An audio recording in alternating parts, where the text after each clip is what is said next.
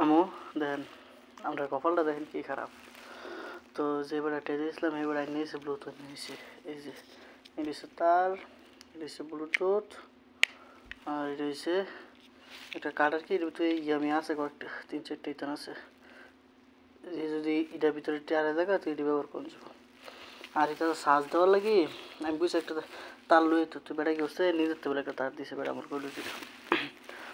কথা হইলো যে এটার কোনো বক্স নাই, আমার লগে যে তার দিছে এই তারটা বক্স আছে, তো কইলাম বক্স নাই করে এবার বক্স ফালাই দিছি, বক্স এনে কি করবো বক্স ফালাই দিছি এটা যাবো করে লইছি।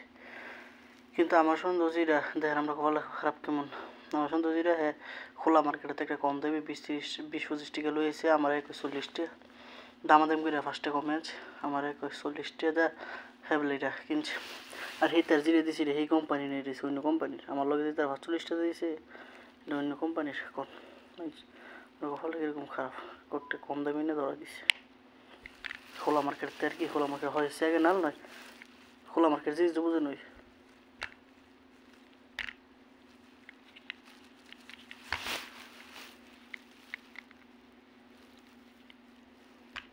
একটু কম দামে তার ধরা দিছে।